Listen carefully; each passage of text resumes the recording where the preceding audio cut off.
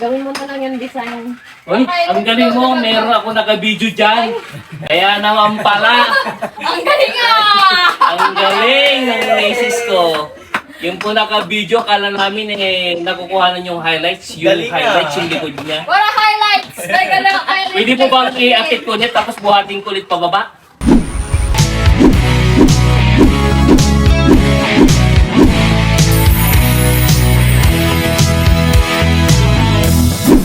Hello. Samahan niyo po si Guardian Body. Ay, mali. Samahan niyo pala si Alexa at saka si Lance Driggs dito po sa pagbagbag nitong waterfall. Kasi babagin po natin ito. Magkakaroon lang po tayo dyan ng pinaka-plant box as parang pinaka-fence na rin. Tatam na lang natin ng maki. Okay? Stay tuned.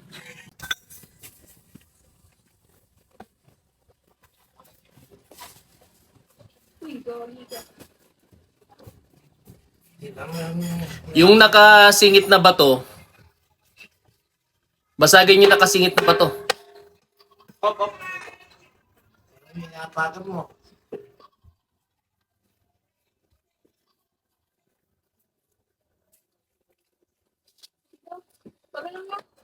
Tapos yung ano, mamaya Alexa, yung ano dyan, tag dito, yung pipe, dyan sa may, ang tawag dyan? Burnay?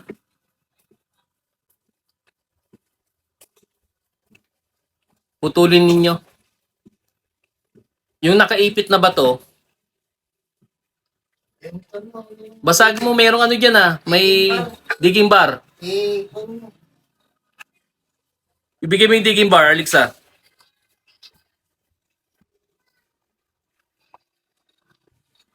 Ayun, digging bar yun, sa right side mo.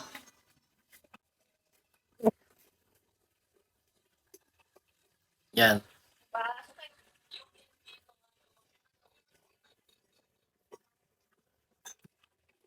Iyan po yung dating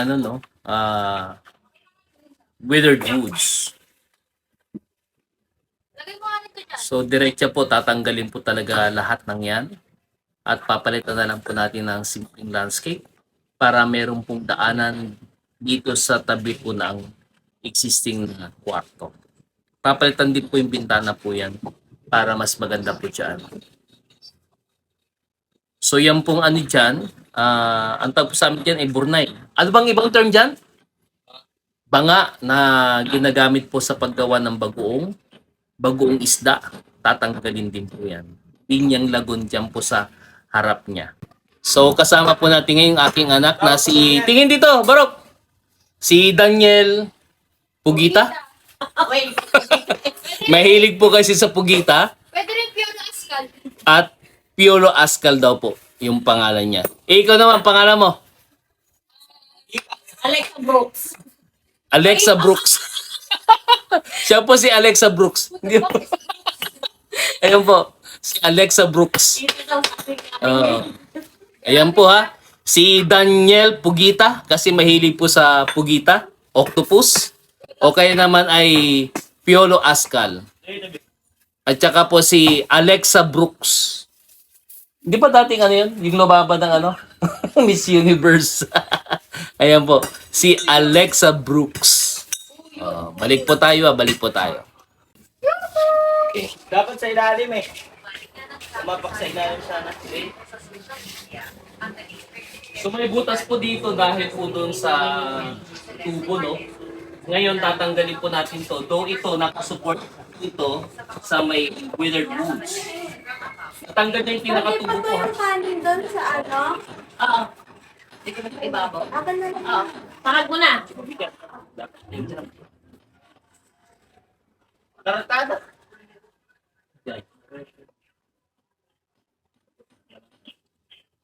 Yan, Lance. Alexa.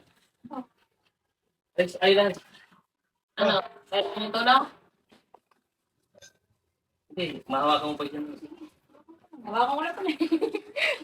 Bagay mo yung salamin.